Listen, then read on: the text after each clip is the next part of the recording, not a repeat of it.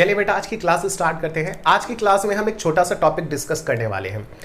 Topic हमारा कौन सा है बच्चे? पार्टनरशिप चैप्टर के अंदर हमारे करीब 7 चैप्टर्स हैं। उन 7 चैप्टर में से जो सबसे पहला चैप्टर है यानी कि फंडामेंटल के अंदर हम बेसिक कॉन्सेप्ट्स देखते हैं पार्टनरशिप के, क्या क्या होते हैं, कैसे होते हैं, प्रॉफिट का डिस्ट्रीब्यूशन कैसे होता है, कैपिटल अकाउंट कितने तरीके के होते हैं, हमारी ड्राइंग्स कितने तरीके की होती है, इंटरेस्ट ऑन ड्राइंग कैसे कैलकुलेट किया जाता है और इंटरेस्ट ऑन कैपिटल कैसे कैलकुलेट किया जाता है, अगर मान लीजिए कोई किसी को गारंटी देता है, वगैरह वगैरह बहुत सारी चीजें हम देखते हैं। ठीक है, और उसी के अंदर एक टॉपिक है हमारा कि पॉइंट समझना पहले आप लोग, फिर आपको टॉपिक समझ में आएगा। टॉपिक का नाम है कि अगर हमारा जो प्रॉफिट है, जो ड्यूरिंग द ईयर प्रॉफिट हुआ है, हमारे एप्रोप्रिएशन से अगर वो कम है तो क्या करेंगे, या फिर दूसरे तरीके से ये बोल सकते हो कि हमारा जो एप्रोप्रिएशन है वो ज्यादा है हमारा जो प्रॉफिट हुआ है उससे। मतलब की बात ये है बच्चे, एग्जांपल के तौर पे पहले समझते हैं, फिर बोर्ड पे करेंगे, फिर बुक के क्वेश्चंस में आपको बता देता हूं। ठीक है बच्चे, मतलब इसका ये है कि अगर मान लीजिए आप और मैं पार्टनर हैं और हम लोगों ने आपस में मिलकर डिसाइड करा। क्या डिसाइड करा बच्चे? आपने भी कंपनी में पैसा लगाया है और मैंने भी कंपनी में पैसा लगाया है। यही प्रैक्टिकली एग्जांपल जो मैं अभी बोल रहा हूं इसे मैं बोर्ड पे लिखूंगा, इसलिए ध्यान से सुनते रहना। बच्चे आपने भी बिजनेस में पैसा लगाया, मैंने भी। आपके पास बहुत पैसा था, आपने 20 लाख रुपए बिजनेस में लगाए, मेरे पास पैसा कम था तो मैंने सिर्फ 5 लाख रुपए बिजनेस में लगाए, टोटल 25 लाख रुपए लग गए।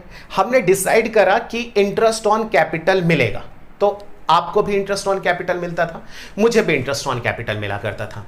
ठीक है, अच्छा बच्चे आपके 20 लाख का जो इंटरेस्ट ऑन कैपिटल बनेगा एट द रेट ऑफ 10%, है ना, 10% के हिसाब से कितना बैठेगा? 2 लाख रुपया बैठेगा, और मेरा कितना बैठेगा? 50,000 रुपया बैठेगा। यानी कि इंटरेस्ट ऑन कैपिटल के लिए हमें टोटल कितना पैसा चाहिए होगा? लगभग 2.5 लाख रुपया चाहिए होगा। फिर हमने डिसाइड करा कि सैलरी भी मिलेगी। मैं ज्यादा काम करता था, आप बहुत कम काम किया करते थे, तो डिसाइड हुआ कि मुझे ज्यादा सैलरी मिलेगी। मुझे कितनी सैलरी मिलेगी? मुझे मिलेगी 1.5 लाख रुपए की सैलरी, और आपको मिलेगी कितनी? 1 लाख रुपए की सैलरी मिलेगी। अब ध्यान से सुनना, पॉइंट समझते रहना। आपको इंटरेस्ट ऑन कैपिटल कितना मिल रहा था? अभी बच्चे ये सारा पॉइंट मैं बोर्ड पे लिखूंगा, अभी कोशिश करिए ओरली समझने की। आपका इंटरेस्ट ऑन कैपिटल बैठा था 2 लाख का, और सैलरी बैठ गई 1 लाख, टोटल कितना हो गया? 3 लाख रुपया। ठीक है, मेरा कितना बैठा था भाई? मेरा बैठा था इंटरेस्ट ऑन कैपिटल 50,000, और मेरी सैलरी कितनी थी? 1.5 लाख रुपए। टोटल कितना हो जाता है बच्चे? टोटल हो जाता है हमारा, मेरा बन जाता है 2 लाख रुपया। ठीक है, हमारा जो आपस में प्रॉफिट शेयरिंग रेशियो है वो है 3:5, यानी कि 3 हिस्सा मुझे मिलता है, 5 हिस्सा आपको मिलता है। बात समझ में आ गई? अच्छा एक बात बताओ, आपको जो टोटल पैसे की रिक्वायरमेंट है, टोटल रिक्वायरमेंट का मतलब क्या हो गया? जो आपका टोटल शेयर बनता है वो कितना बनता है? 3 लाख रुपए का। इंटरेस्ट ऑन कैपिटल और सैलरी मिलाकर मेरा कितना बैठता है? 2 लाख रुपया का बैठता है। बात समझ में आई? ठीक है, अब बच्चे अगर मान लो टोटल 5 लाख रुपए हमको चाहिए होगा, और 5 लाख से ऊपर जितना भी प्रॉफिट होगा उसे हम प्रॉफिट शेयरिंग रेशियो में हम डिस्ट्रीब्यूट कर लेंगे। लेकिन बच्चे हमारा प्रॉफिट ही होता है 4 लाख रुपए का। अब हम क्या करें, समझना question. If appropriations are more than available profit, appropriation का मतलब क्या हो गया? जो हम लोगों का बंटवारा करना है हिस्से का। कैसे? अभी मैं बताता हूं। और अवेलेबल प्रॉफिट क्या है? यानी कि जो हमारे फर्म को प्रॉफिट हुआ है वो। ठीक है, मैं 2 पार्टनर्स मान के चलता हूं, ये हमारा एक एग्जाम्पल है। एग्जाम्पल क्या है? जैसे मान लीजिए कि एक है आप और एक हूं मैं, यू एंड आई करके मैं मानता हूं, यू और आई। ठीक है, हमारा जो प्रॉफिट शेयरिंग रेशियो है वो कितना है भाई? आपको 5 हिस्सा मिलेगा और मुझको मिलेगा 3 हिस्सा। ठीक है, अच्छा आगे समझना, जो कैपिटल है वो कितनी है? अभी मैंने बताया था ना, आपके पास बहुत पैसा था, तो आपने लगाया कितना? आपने लगाया 20 लाख, और मैंने कितना लगाया? मैंने लगाया 5 लाख। बात समझ में आई? ठीक है, अच्छा क्या क्या चीज अलाउड है भाई? अलाउड है, चल मैं लिख देता हूं direct, interest on capital at the rate 10%, आपको भी मेरे को भी। नेक्स्ट सैलरी है, सैलरी कितनी अलाउड है भाई? आपको अलाउ है 1 लाख पर एनम, और मुझको कितनी अलाउ है?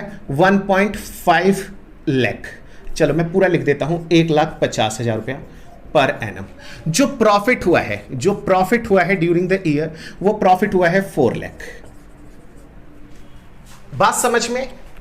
मैंने एक क्वेश्चन बनाया है, क्वेश्चन क्या है, यू एंड आई पार्टनर्स है, प्रॉफिट शेयरिंग रेशियो 5:3, ठीक है, कैपिटल है 20 लाख और 5 लाख रुपया, इंटरेस्ट ऑन कैपिटल अलाउड है @ 10%, पूरे साल का मिलेगा दोनों को, 20 लाख का 10% 2 लाख और 5 लाख का 10% 50,000 रुपया, ठीक है। सैलरी यू को है और क्या कहते हैं मेरे को, यानी कि मेरे को, यू मतलब आप, आई का मतलब मैं, है ना, मेरे को कितना मिलेगा भाई, 1.5 लाख रुपए हमको सैलरी मिलेगी।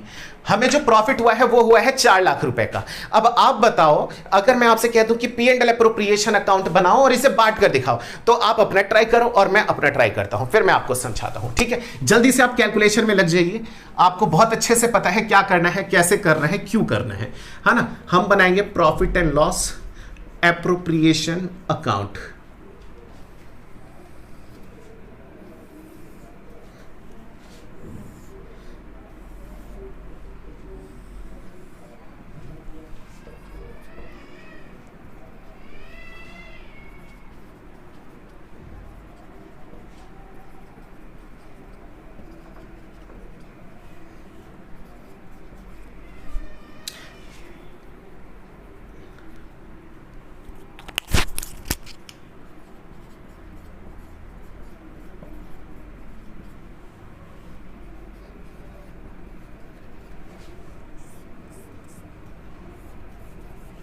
अब बताइए आगे मैं क्या लिखूं, कैसे करूं। मे भी आपने कुछ भी कैलकुलेशन करी होगी, अब हम समझने की कोशिश करते हैं, ठीक है।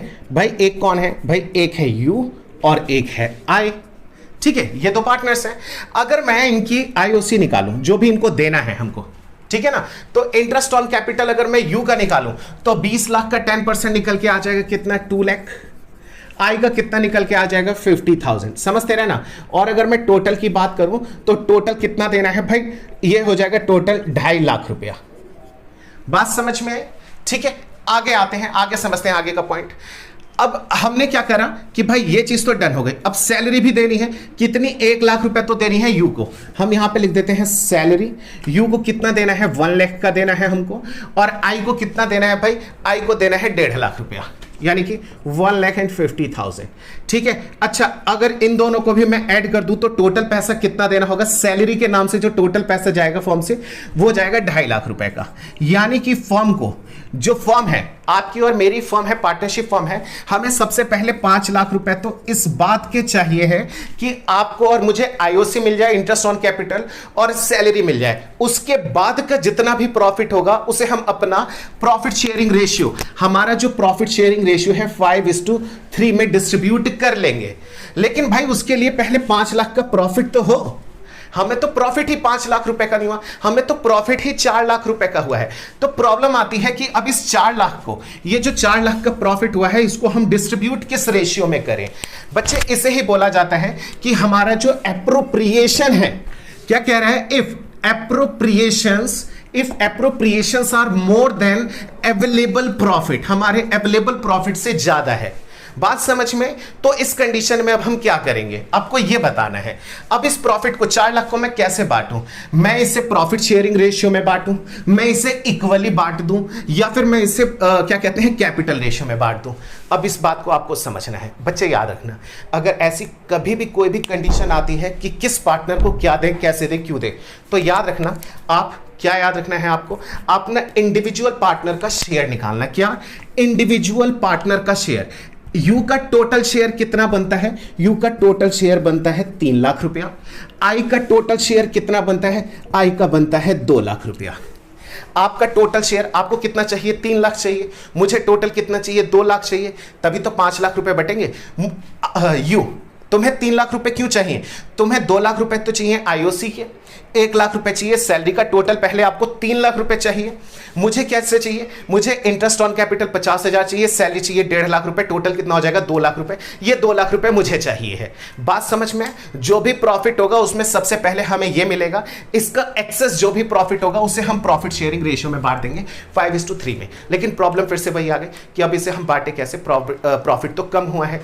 तो बच्चे याद रखना है, इस कंडीशन में आप क्या करोगे, आपको इस रेशियो में किस रेशियो में, ध्यान से सुनना, जिस पार्टनर का जितना हिस्सा बनेगा, जिस पार्टनर का जितना हिस्सा बनेगा उस हिस्से में हम क्या कर देंगे, जो भी हमारा अवेलेबल प्रॉफिट है उसको डिस्ट्रीब्यूट कर दिया जाता है। जिस पार्टनर का जितना हिस्सा बनता है। क्यों ऐसा क्यों किया जाता है बच्चे? ये एक परसेंटेज होती है, ये एक परसेंटेज ऐसा होता है कि किसी भी पार्टनर को कम या ज्यादा लॉस ना हो। इसके लिए एक छोटी सी स्टोरी आपको सुननी पड़ेगी, समझना। भाई प्रॉफिट तो तब मिलेगा ना जब प्रॉफिट होगा। तो हम 5 लाख से ऊपर वाले की तो बात ही नहीं करेंगे, हम बात किसकी कर रहे हैं, अगर 5 लाख से कम प्रॉफिट है तो, ठीक है ना। तो याद रखना हमेशा एप्रोप्रिएशंस जो होते हैं वो कैसे किया जाता है, अमाउंट हमेशा पार्टनर्स में या फिर किसी भी इंसान को प्रोपोर्शनेटली दिया जाता है। समझने की कोशिश करना, आगे चल के भी कुछ एक कॉन्सेप्ट आप ये चीजें समझोगे।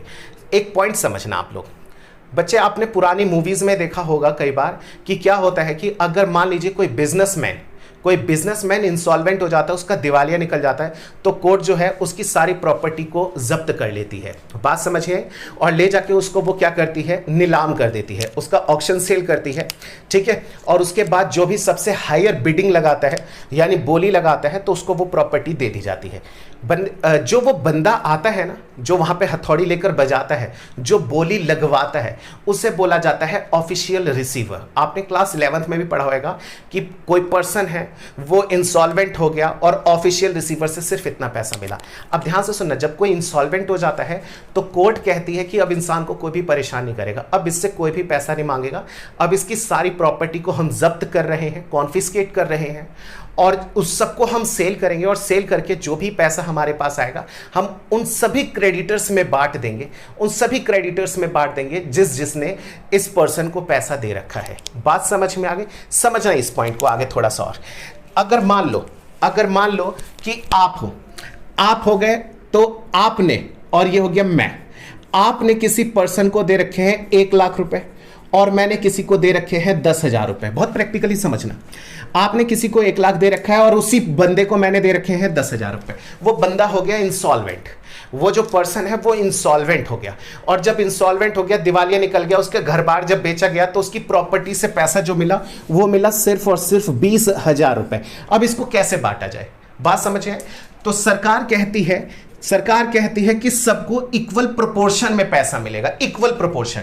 वो ये नहीं कहती है, अब ये थोड़ी ना कि मेरे को दोनों में एक काम करो, आधा आधा बांट दो। अच्छा मान लो उसकी प्रॉपर्टी से मैं ये कह दूं कि 30,000 रुपए मिल जाए, तो गवर्नमेंट ये थोड़ी ना कहेगी कि दोनों में आधा आधा बांट दो, 30,000 इसे दे, 30 में से 15 इसको दे दो, 15। भाई मेरे को तो मजे आ जाएंगे ना फिर, बात समझ में? तो समझना, गवर्नमेंट क्या कहती है कि इसको प्रोपोर्शनेटली बांटो, यानी इन दोनों का रेशियो निकालो, क्योंकि जिसने जितना पैसा दिया है उसको इक्वल, मतलब जैसे किसी चीज की परसेंटेज निकाली जाती है ना कि 100 रुपए के बदले में उसको कितना पैसा दिया जा रहा है, बात समझें? तो ये पैसा है जो बच्चा है बच्चे, ये 30,000 रुपए वो इसी रेशियो में, किस रेशियो में, ए और एम में, इसी रेशियो में डिस्ट्रीब्यूट कर दिया जाता है। जिसने जितना पैसा दिया है उसी रेशियो में। ठीक उसी तरीके से यहां पे भी वही कॉन्सेप्ट है कि जिस पार्टनर का जितना हिस्सा बनता है उसी रेशियो में उसको हम पैसा डिस्ट्रीब्यूट कर देंगे। आई होप कि आपको कॉन्सेप्ट समझ में आया होगा, ठीक है। मैं भी इसको सॉल्व करके बता देता हूं, और बुक के भी क्वेश्चन है मैं वो भी आपको एक बार बता देता हूं। बच्चे सबसे पहले जो 4 लाख का प्रॉफिट हुआ है उसको हम 3:2 में बांट देंगे, ठीक है।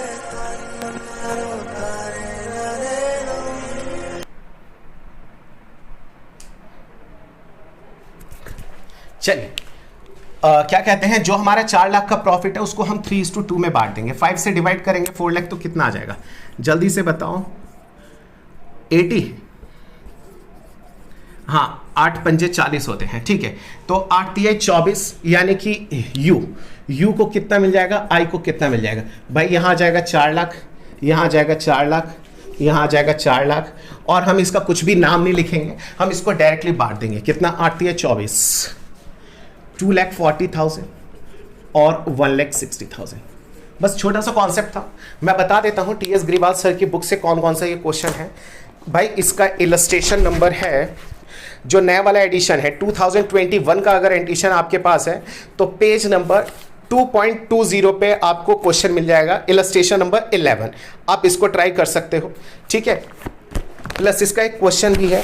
भाई क्वेश्चन कौन सा है? क्वेश्चन है इसका पेज नंबर 2.86 पर क्वेश्चन नंबर 25। नेक्स्ट क्लास में ये दोनों क्वेश्चंस मैं आपको प्रोवाइड करा दूंगा, ठीक है। Till then bye, take care. आप कॉन्सेप्ट समझो, इसको नोट करो।